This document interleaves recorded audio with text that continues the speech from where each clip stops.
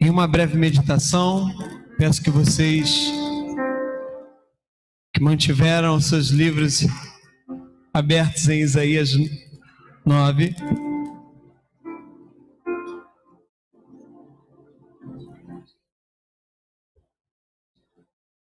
a palavra do Senhor, mais uma vez repito, a poesia hebraica, inspirada por Deus, proclamada através do profeta Isaías, diz da seguinte forma: o povo que andava em trevas viu grande luz. Aos que viviam na região da sombra da morte, resplandeceu-lhe a luz. Tu, Senhor, tem multiplicado este povo e aumentaste a sua alegria. Eles se alegram diante de ti, como se alegram no tempo da colheita, e como exultam quando repartem os despojos. Porque tu quebrastes o jugo que pesava sobre eles, a vara que lhes feria os ombros, e o cetro do seu opressor no dia da vitória sobre os midianitas. Porque toda bota com que o guerreiro anda no tumulto da batalha e toda roupa revolvida em sangue servirão de pasto ao fogo. E aqui o profeta Isaías fala um fato como que se já tivesse acontecido, porque um menino não vai nos nascer, um menino nos nasceu, um filho se nos deu, o governo está sobre os seus ombros, e o seu nome será Maravilhoso, Conselheiro, Deus Forte, Pai da Eternidade e Príncipe da Paz. Ele estenderá o seu governo e haverá paz sem fim. Ele estenderá o seu governo e haverá paz sem fim sobre o trono de Davi e sobre o seu reino, para o estabelecer e para o firmar com juízo e com justiça, desde agora e para sempre. O zelo do Senhor dos Exércitos fará isso. Senhor Deus, pedimos ao Senhor que nessa breve reflexão na Tua palavra, o Senhor ilumine os nossos corações, que já ouviram a Sua voz através dos louvores cantados e proclamados aqui. Louvado seja o Teu nome, Senhor. Em nome de Jesus te oramos. Amém. Essa é uma promessa feita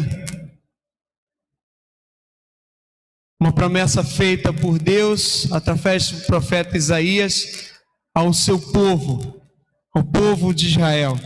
É uma promessa feita há cerca de 740 anos antes do nascimento do nosso Salvador, o Senhor Jesus.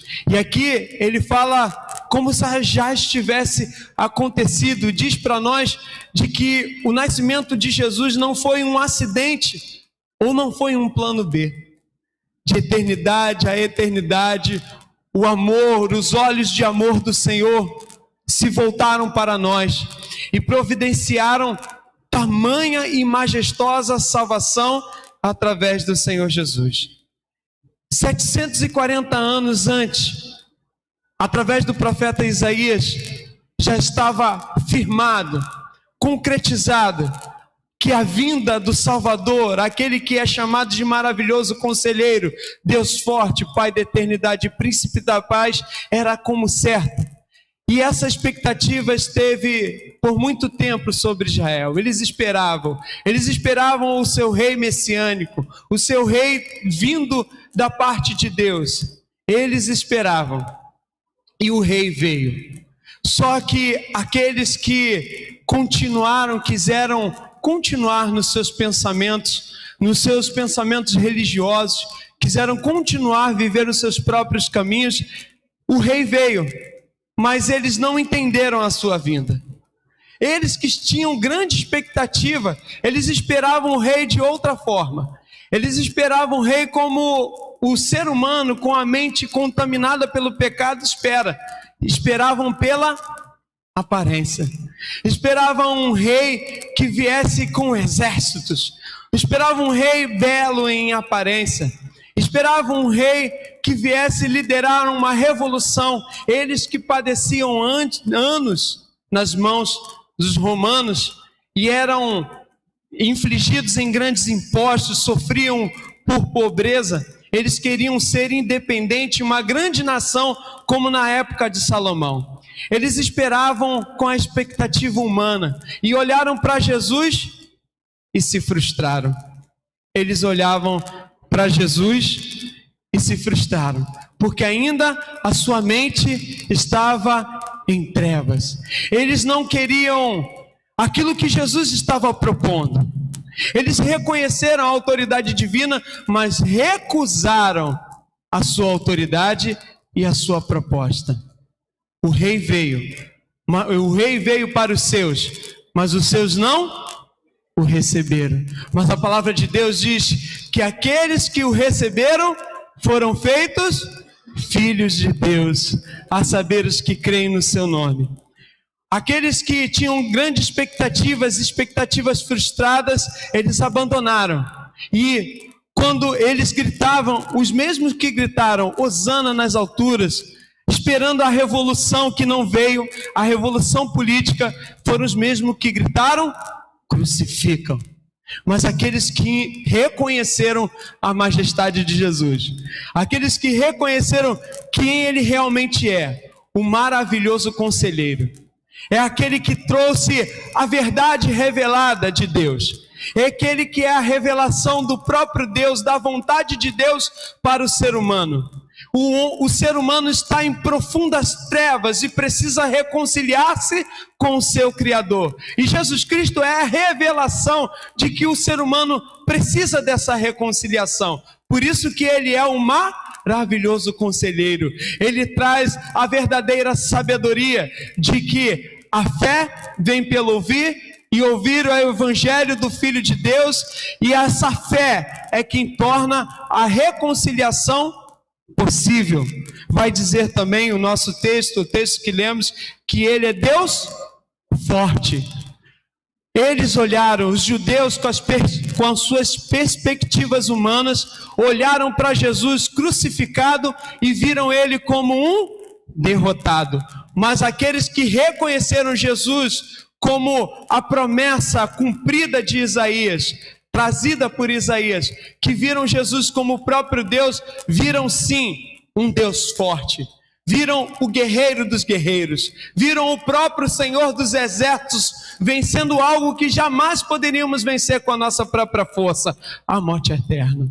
Ali na cruz, ele estava vencendo uma guerra que ele não travou, mas nós perdemos essa guerra.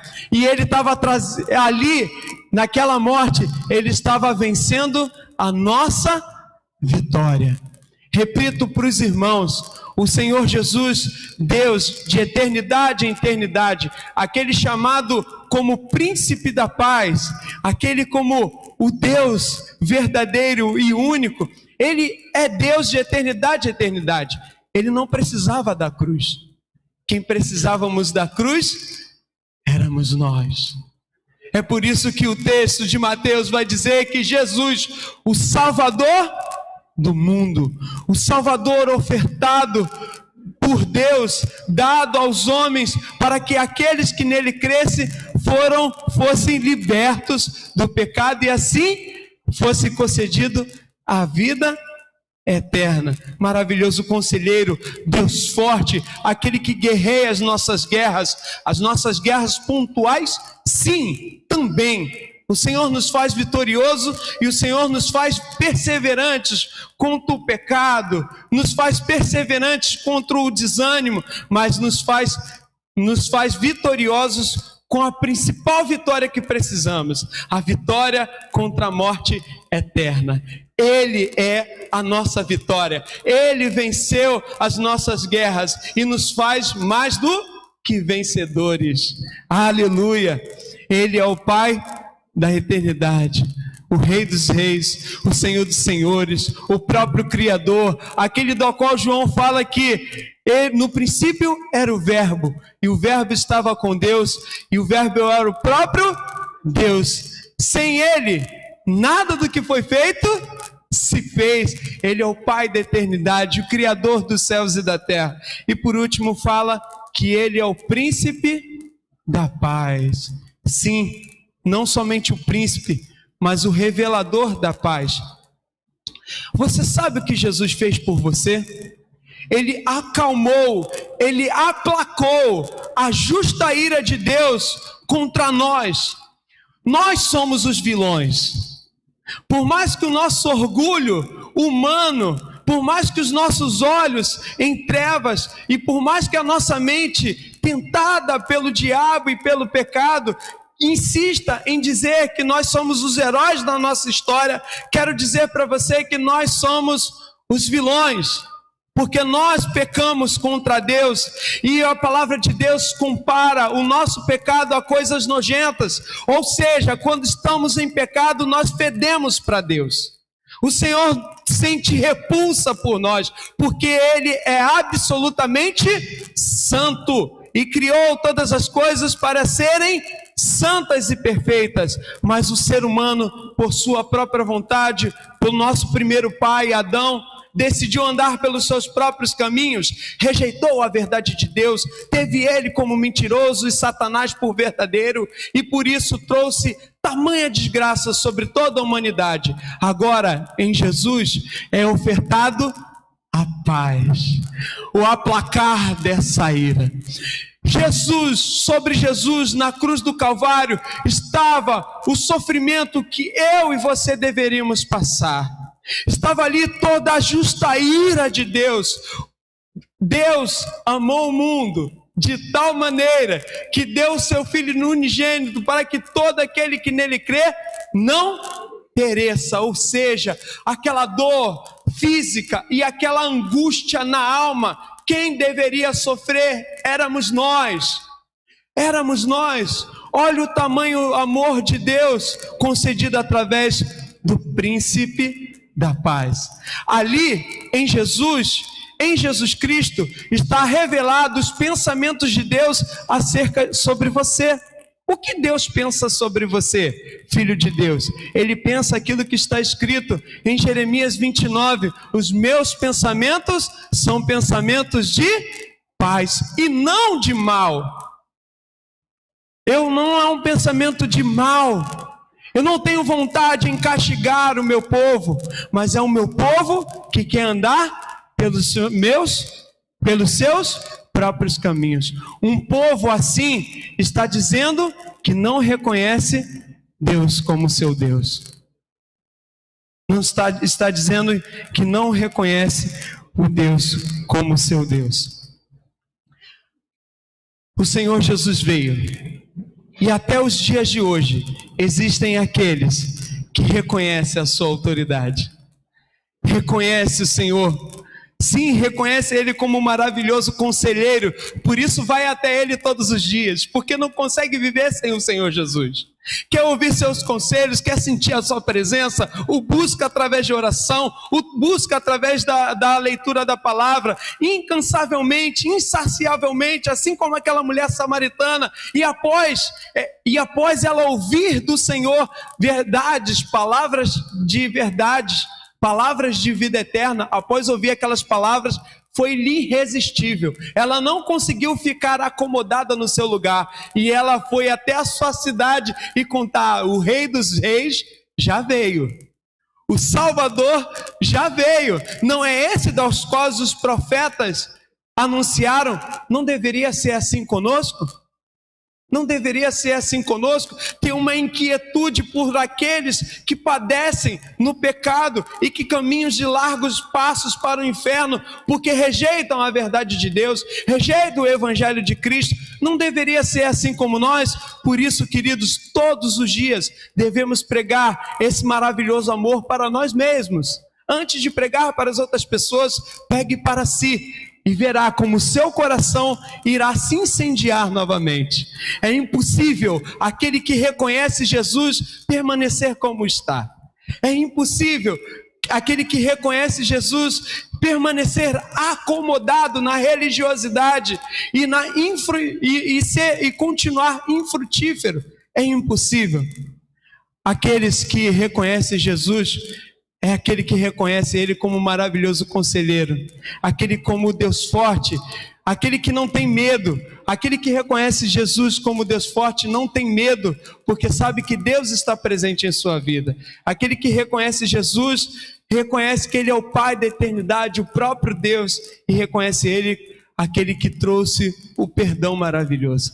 Mas existe também nos nossos dias, aquele como os judeus, aqueles que entram nas igrejas com outras expectativas sobre Jesus, que entram com outras expectativas sobre o Salvador, esperando que a sua fé lhe produza bens nessa terra, esperando que nessa terra lhe produza ausência de sofrimentos. E não foi isso que o Senhor veio trazer. Aqueles que esperam essas coisas vão continuar se frustrando com o Salvador.